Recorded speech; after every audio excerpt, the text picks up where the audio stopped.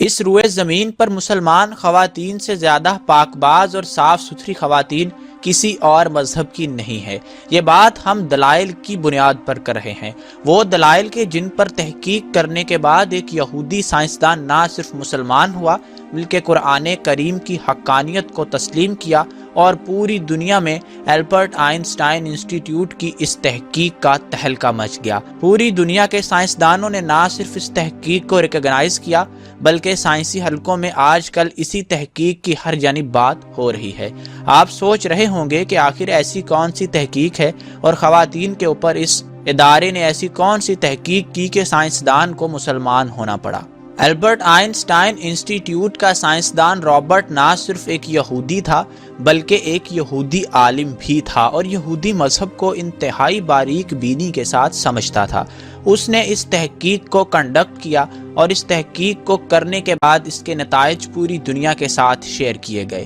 سامعین، آپ کیا جانتے ہیں کہ مسلمان عورت کو اللہ تعالیٰ نے ایک شوہر کے فوت ہو جانے یا طلاق کے بعد عدت کا حکم کیوں دیا ہے، اور ایک عورت کو ایک وقت میں ایک شادی کرنے کا حکم کیوں دیا گیا ہے؟ یہ وہ دو سوال ہیں جن کے جوابات ہم تمام لوگوں کے ذہن میں اٹھتے ہیں۔ ان سوالات کے جواب رابرٹ نے دیے۔ قرآن کریم نے تو ہمیں اشارے سے سمجھا دیا تھا، اور اس پر ہماری تاریخ سے بھی ہمیں بہت اہم علم حاصل ہے، لیکن رابرٹ کی جدید سائنسی تحقیق نے تہلکہ مچا دیا ہے، اور نہ صرف مذہبی حلقے بلکہ وہ حلقے جو صرف منطق اور سائنس پر یقین رکھتے تھے وہ بھی ماننے پر مجبور ہو چکے ہیں کہ قرآن کریم میں جو آج سے 1400 سال پہلے بات بتائی گئی تھی وہ بالکل سچ تھی، اور اللہ تعالیٰ نے جو حکم مسلمان خواتین کو عدت کے متعلق دیا ہوا ہے وہ حکم انتہائی بہترین ہے۔ اگر وہ حکم نہ ہو تو اس کے کیا نقصان ہو سکتے ہیں، رابرٹ نے اپنی تحقیق کے اندر یہ بھی کھول کھول کر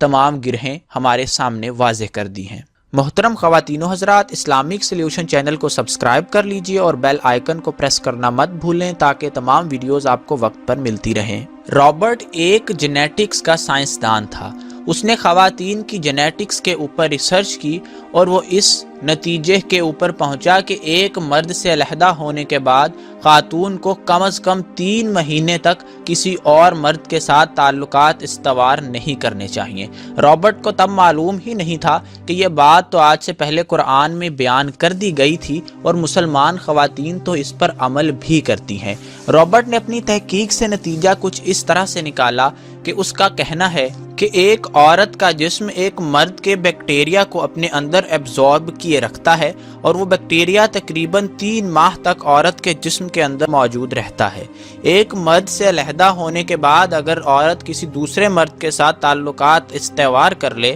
تو یہ عورت کے لیے بہت بڑی بیماریوں کا باعث بھی بن سکتا ہے، اور تحقیق میں امریکہ پر کئی عورتوں پر ریسرچ کی گئی تو معلوم ہوا کہ جن عورتوں نے اس طرح کیا ہوا ہے وہ بہت بڑی بیماریوں کا بھی شکار ہو چکی ہیں۔ جو عورتیں عدت کے بغیر صاحب اولاد ہو جاتی ہیں تو ان کی اولاد کے بارے میں اس سائنسدان کی تحقیق نے واضح طور پر کھول کر بیان کر دیا کہ کچھ بھی نہیں کہا جا سکتا کہ ان کی وہ اولاد ان کے کس شوہر سے ہے۔ سورہ بقرہ میں اللہ تعالیٰ ارشاد فرماتے ہیں کہ تم میں سے جس کی وفات ہو جائے اور وہ اپنی بیویاں چھوڑے تو بیویوں کو چاہیے کہ وہ 4 مہینے اور 10 دن تک اپنے آپ کو روکے رکھیں، یعنی مفہوم اس کا اس طرح سے ہے کہ وہ کسی اور مرد کے ساتھ تعلقات استوار نہ کریں۔ سامعین، یہاں یہ بھی آپ کو بتاتے چلتے ہیں کہ بات انتہائی حیرت انگیز ہے۔ رابرٹ سائنسدان جب اس نے خود اپنی بیوی کے خون کا ٹیسٹ کیا تو چونکا دینے والی حقیقت سب کے سامنے آئی، اور وہ ڈاکٹر اس سے جھجکا نہیں بلکہ اس نے اپنی تحقیق کے اندر اس بات کو مینشن بھی کیا۔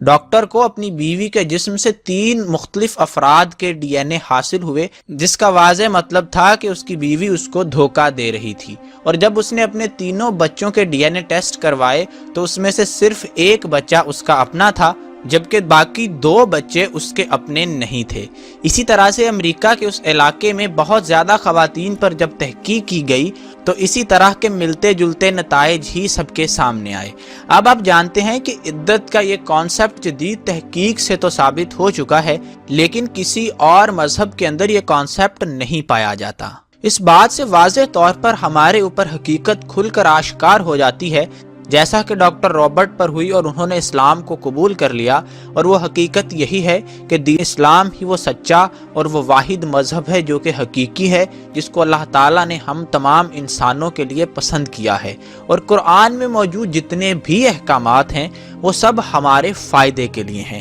ہمیں اچھے لگیں ہمیں برے لگیں۔ ہو سکتا ہے کہ بہت ساری باتیں آج کے اس وقت میں ہمیں بری لگتی ہوں یا ہم ان کو نہ کر پاتے ہوں، ہم کمزور انسان ہیں، ہم قرآن کی بہت سارے احکامات پر عمل پیرا نہیں ہو سکتے، لیکن اگر حقیقی بات کی جائے تو قرآن کی ہر بات حکمت سے بھرپور ہے۔ اور اللہ تعالیٰ نے قرآن میں بھی فرمایا ہے کہ یہ قرآن حکیم ہے، یہ حکمت سے بھرپور ہے۔ اور کفار کو بھی اللہ تعالیٰ نے چیلنج دیا تھا کہ اگر تم سمجھتے ہو کہ یہ انسان کی تخلیق ہے تو اس جیسی ایک آیت ہی نکال لاؤ، تم اپنے سب مددگاروں کو اپنے ساتھ شامل کر لو، لیکن تم ایسی ایک آیت بھی نہیں بنا سکتے، کیونکہ اللہ تعالیٰ کے پاس ڈیوائن نالج ہے، وہ اس کائنات کا خالق ہے، جو علم اس کے پاس ہے اور اس کے علم کی وسعت کی کوئی حد نہیں ہے۔ اور اس دنیا میں جتنا بھی علم پھیلا ہوا ہے وہ سب اللہ تعالیٰ کی دین ہے۔ اللہ کا علم سب سے بلند ہے، لامحدود ہے، جس کا گمان ہم نہیں کر سکتے۔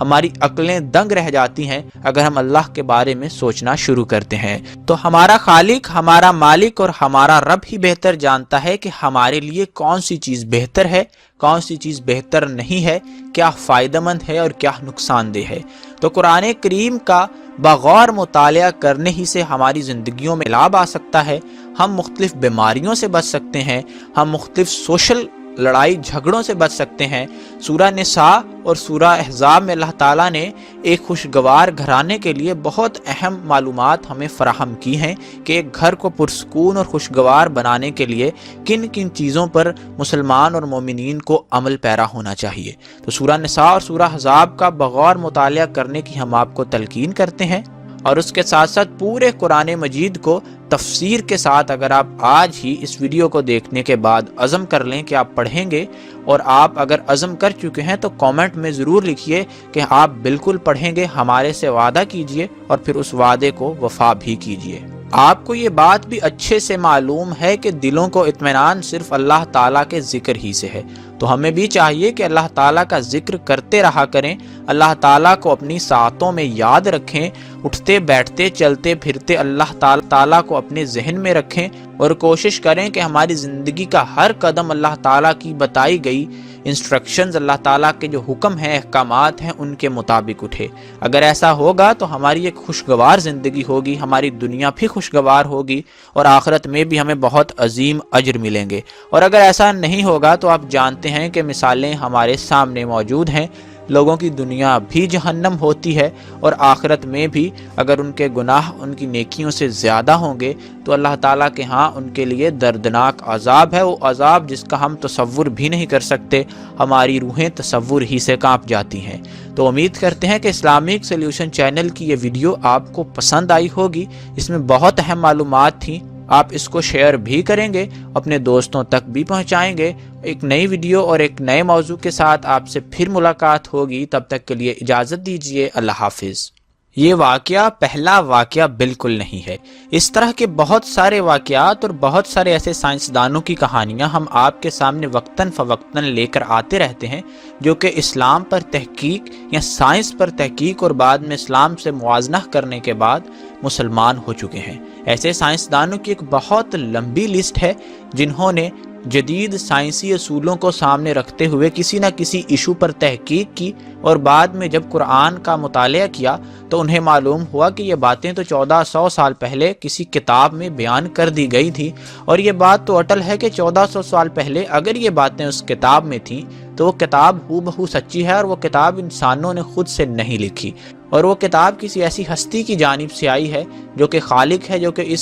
سرزمین کے، اس کائنات کے اور اس پورے جہان کے ان رازوں کو بھی جانتی ہے جو راز ابھی تک انسان بھی نہیں جانتا۔ تو سائنسدان چونکہ عقل مند لوگ ہوتے ہیں، منطق لاجکس پر یقین رکھتے ہیں، تو وہ جلد ہی حقیقت کو پہچان جاتے ہیں۔ شاید یہی وجہ ہے کہ دنیا میں ایک سائنسدانوں کی بہت بڑی ایسی تعداد ہے جو اپنی زندگی میں اسلام قبول کر چکی ہے، صرف اسی وجہ سے کہ انہوں نے جو سائنس پر تحقیق کی وہ تو اسلام سے ہو بہو میچ کر گئی۔ اللہ تعالیٰ نے بھی قرآن میں فرمایا ہے کہ تم اس دنیا میں چھپے رازوں پر سے جتنا پردہ ہٹاتے جاؤ گے تم اتنے ہی میرے قریب پہنچتے چلے جاؤ گے۔ تو اللہ تعالیٰ نے بھی ایک پرنسپل ہمیں قرآن میں بیان فرمایا ہے۔